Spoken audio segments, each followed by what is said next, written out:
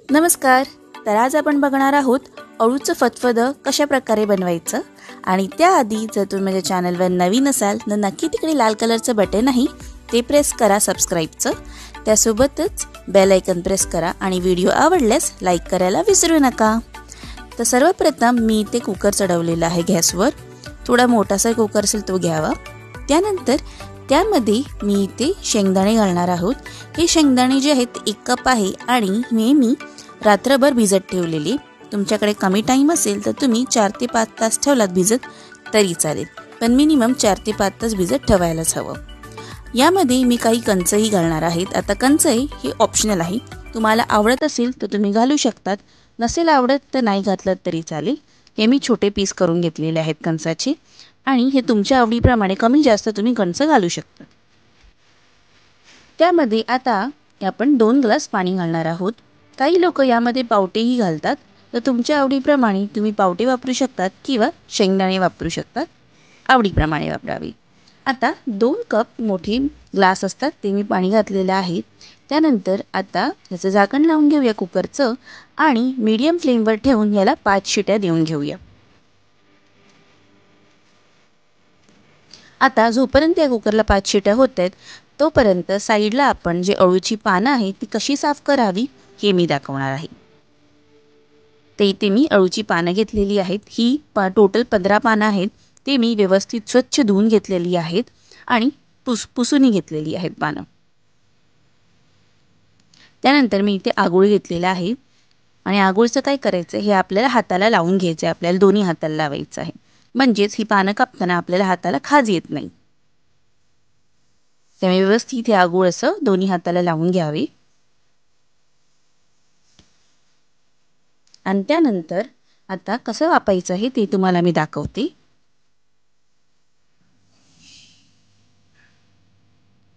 ही जी date असते ती व्यवस्थित कापून साईडला ठेवून देऊया प्रत्येकाची आपण.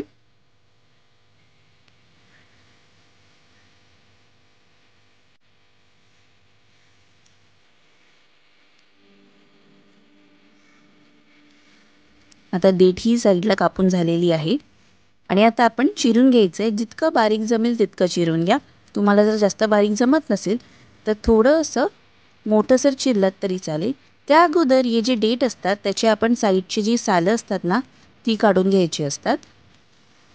ते व्यवस्थित असे डेटचे ते सोलून घेऊया. काही जण डेट ही वापरत नाही. तुम्हाला हवं असेल तर तुम्ही डेट वापरू शकतात, नको असेल तर डेट नाही वापरलात तरी चालेल. तर अशा प्रकारे सर्व जे डेट आहेत ते व्यवस्थित सोलून घ्यायचे आहेत. बघा ही सोलून झालेली आहे. आता हे व्यवस्थित सगळेच सोलून झालेले आहेत माझी. आणि आता पुढचे प्रोसेस कसं कापायचं अळू ते मी दाखवणार आहे. तर इथे मी अशी मोठी प्लेट घेतलेली आहे अळू व्यवस्थित कापवण्यासाठी. त्यानंतर मी इथे 4 ते 5 पानं घेत आहे. ते एकावर एक असं घालून घेऊया.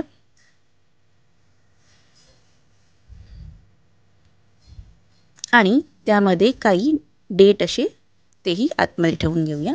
आणि मला असं रोल करायचं आहे आणि जितकं बारीक जमेल तितकं बारीक कापून घ्यायचं आहे. तुम्हाला जर जास्त बारीक जमत नसेल तर थोडं मोठं कापलात तरी चालेल.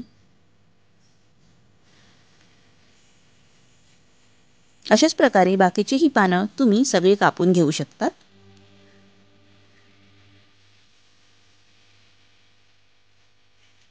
थोडा प्रोसेस लेंदी आहे, पण खाण्यासाठी तर आपण हे काही थोडंसं कष्ट करूच शकतो.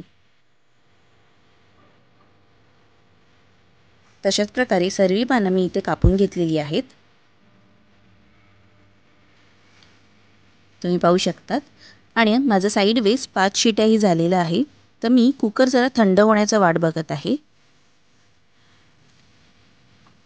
आता माझा हा कुकर जो आहे तो संपूर्ण थंड झालेला आहे, तुम्ही पाहू शकतात. आता हे कणस आणि जे हे आहेत शेंगदाणे ते व्यवस्थित शिजलेले आहेत. तर आपण ही जी भाजी आहे ते यात घालणार आहोत, पण त्याआधी काय करायचं आहे व्यवस्थित आपण हे घालून घेऊया. भाजी यात थोडी दाबून घाला, कारण की शिजून ही खूपच कमी होणार. त्यामुळे व्यवस्थित संपूर्ण भाजी यात घालून घेऊया। तुम्हाला हवं तर तुम्ही यात 1 ग्लास पाणी एक्स्ट्रा ॲड करू शकतात।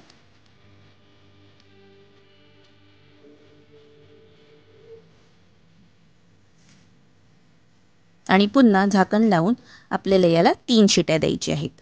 मग टोटल इथे मी 8 शिट्या दिलेल्या आहेत। भाजी घालण्यापूर्वी 5 शिट्या आणि मग भाजी घातल्यानंतर चिरलेली भाजी घातल्यानंतर 3 शिट्या दिलेल्या आहेत।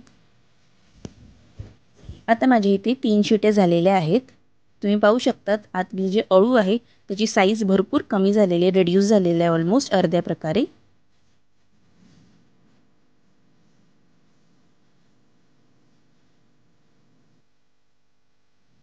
आता आपण हे जे कणसं आहेत ना ती बाजूला काढून घेऊया एका प्लेटमध्ये।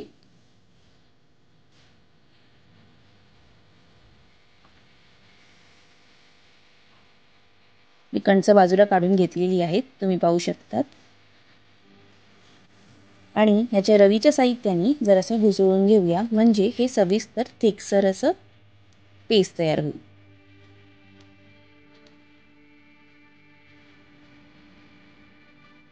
आता हे रवीने घुसळून झालेलं आहे।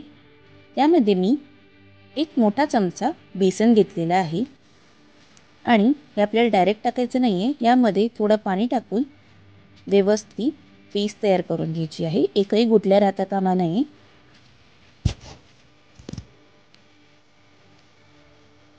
आता हे आपण यात ॲड करून घेऊया आणि याची जी कन्सिस्टन्सी आहे ती व्यवस्थित थिक होती। थोडंसं मिक्स करून घेऊया।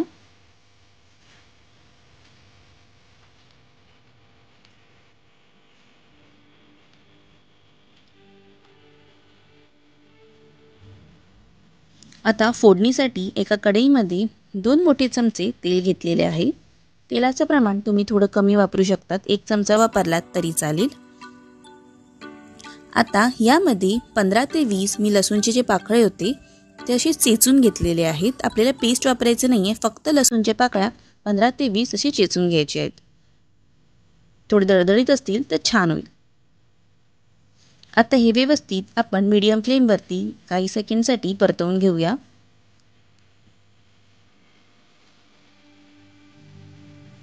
आता त्यामध्ये काही आपण मसाले टाकून घेऊया। अर्धा चमचा हळद आणि व्यवस्थित मिक्स करून घेऊया। आता आपले जे शिजलेले अळू आहे ते यामध्ये ओतून घेऊया। हे मके यात घालून घेऊया आपण।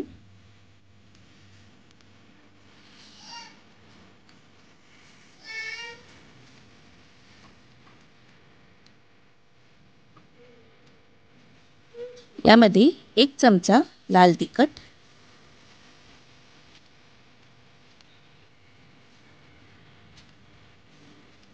आणि 1 चमचा गरम मसाला।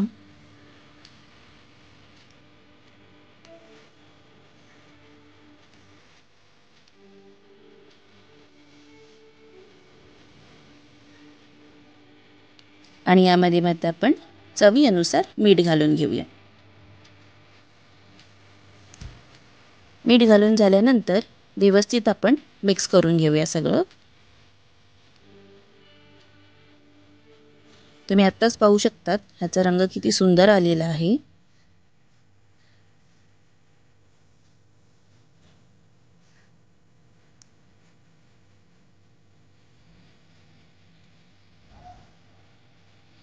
आता हे व्यवस्थित मिक्स झालेलं आहे। इथे फ्लेम जी आहे ही सगळं प्रोसेस करताना स्लो ठेवावी।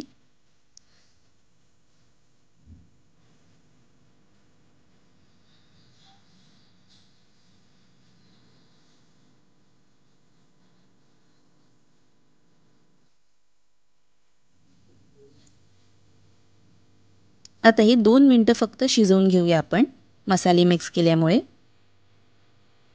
आता हे 2 मिनिटं झालेले आहे। त्यामध्ये आपण आता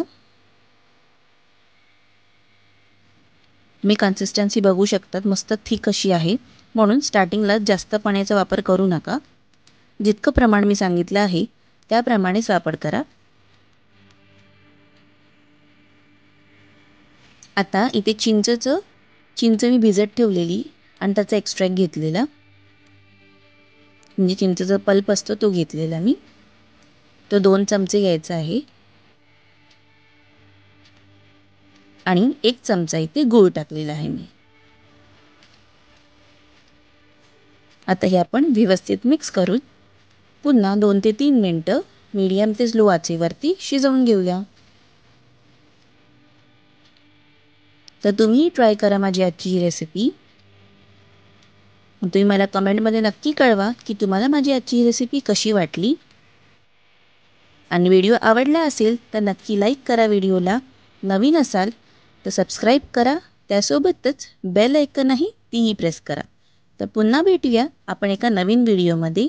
तोपर्यंत काळजी घ्या आणि सबस्क्राईब करायला विसरू नका.